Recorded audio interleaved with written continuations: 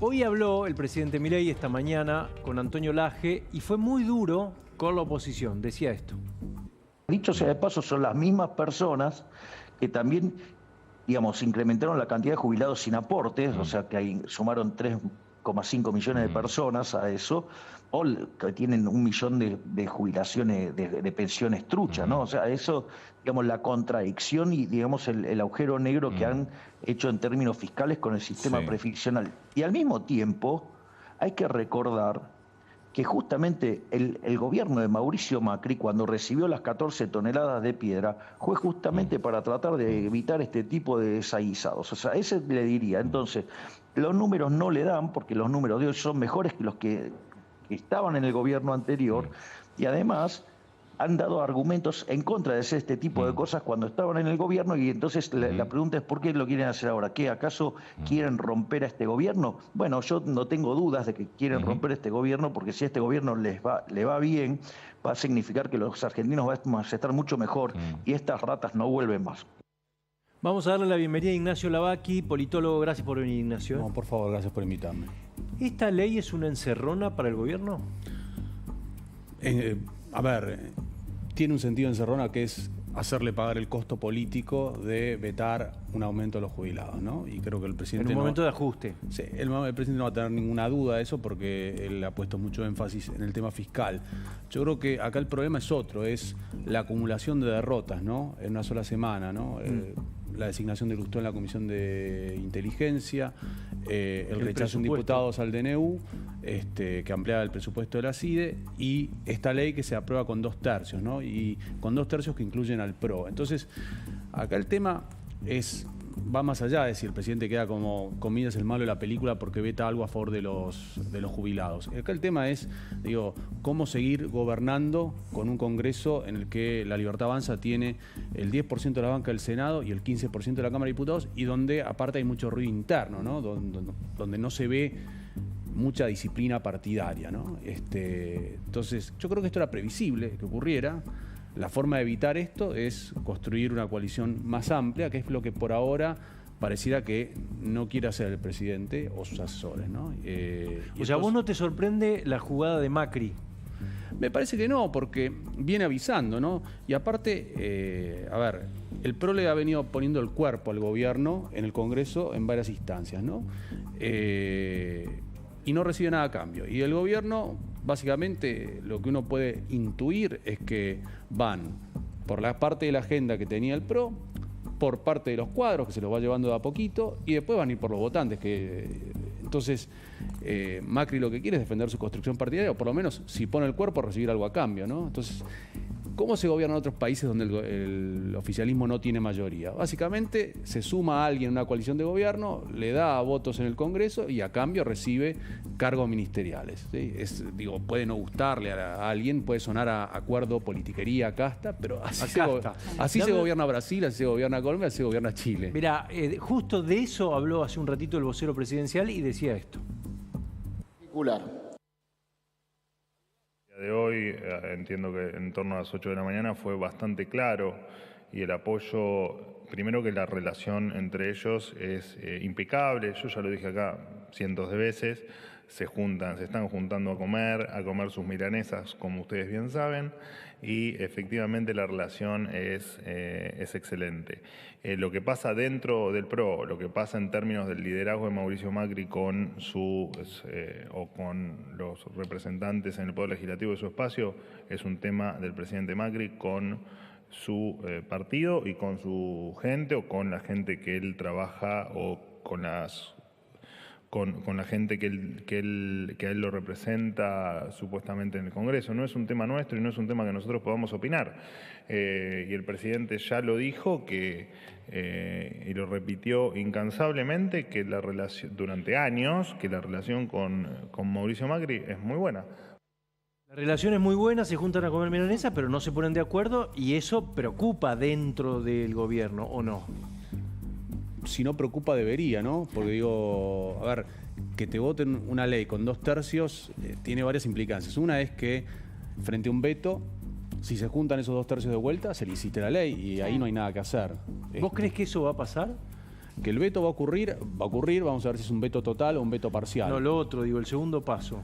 Bueno, eso depende de si el gobierno negocia, ¿no? Acá pareciera como que no hubo negociación para evitar ese resultado adverso, o si la hubo, se ve que no negociaron bien. Digo, comerse así estos goles, tantos goles en una semana, implica o exhibe cierto déficit de rosca. Y creo Ahora, que de la rosca depende que eviten nuevos goles así en contra. Digo, y es importante tener en cuenta una cosa: dentro de 25 días se va a enviar el presupuesto, 20 días se va a enviar el presupuesto, ¿no? El 15 de septiembre. Si eventualmente hubiera un acuerdo con el FMI, ese acuerdo tiene que pasar por el Congreso por una ley que se aprobó en la época de Alberto Fernández y que sigue vigente. O hay que derogar esa ley. En cualquier de los casos, uno necesita mayorías, ¿no? Construirlas. Yo creo que esto se veía venir. El discurso de cierre de los bloques dialoguistas, el día que se aprueba en diputados la ley de bases y el paquete fiscal, fue bastante elocuente, lo dejaba en claro que la actitud estaba muy iba a cambiar. ajustado todo. Ahora, a Macri tampoco le conviene esmerar al gobierno, ¿o sí? Si le va mal al gobierno, ¿cómo queda Macri?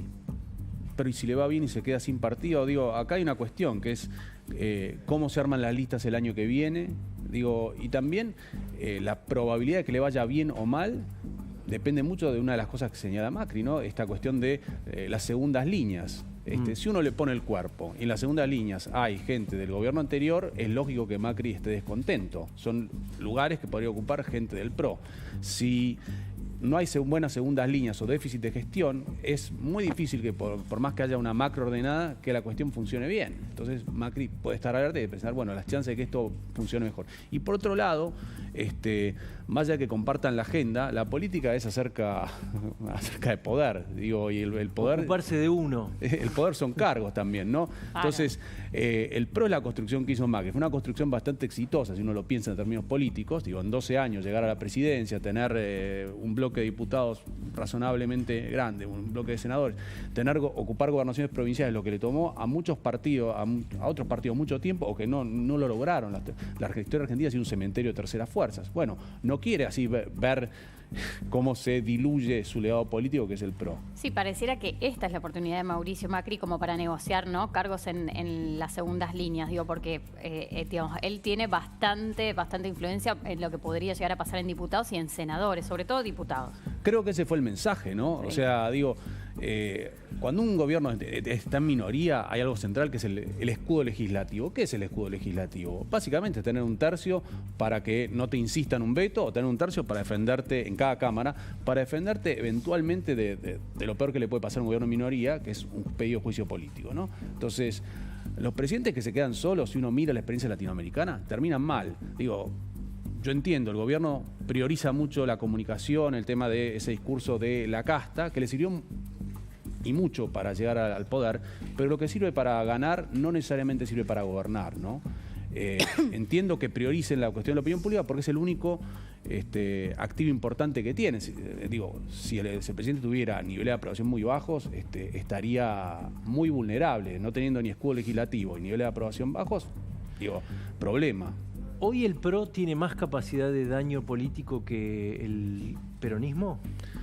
Voy a usar un término politológico. El peronismo tiene su mercado electoral, ¿no? Que es claramente el 35-40% de la gente que quiere votar en contra de este gobierno, que no lo apoya, ¿no? Entonces, va a ir a pescar ahí. El PRO lo que tiene, para usar un término politológico de un grande de la ciencia política, Giovanni Sartori, lo llama potencial de chantaje, ¿no? Los partidos en los sistemas parlamentarios tienen potencial de coalición o potencial de chantaje. Y lo que tiene el PRO es eso, es potencial de formar una coalición, pero si no le das justamente los incentivos para integrarse a una coalición, el potencial de chantaje, ¿no? También una parte del UCR claro, con Lustó, por ejemplo, también. Lustó yo creo que está más definiéndose como un opositor. Digo, claramente va a pescar a la misma pecera de votantes que se superpone en parte con el kirchnerismo, ¿sí? Entiende que el año que viene, para renovar la banca de senador, me parece que no no puede buscar dentro de la porción de votos que eran cambiemitas, y entonces va por otro lado, ¿no? Lustó nunca se sumaría, yo creo. El PRO sí se puede sumar a este gobierno. Una parte del UCR claramente está y se notó en las votaciones divididas en el Congreso esta semana, está más dispuesta a darle ayuda al presidente, por ahí porque vienen de distritos donde Milei tiene muy buena imagen. No es, el AMBA es como la zona más débil de Milei, ¿no? Entonces claro, es más lógico que Lustó ajuste el perfil opositor. ¿Dónde te encontramos en las redes, Lavaki? @Ignacio_Lavaki en Twitter. Muy bien, muchas gracias por venir. No, gracias a vos por invitarme. ¿De qué vamos a hablar, Carola?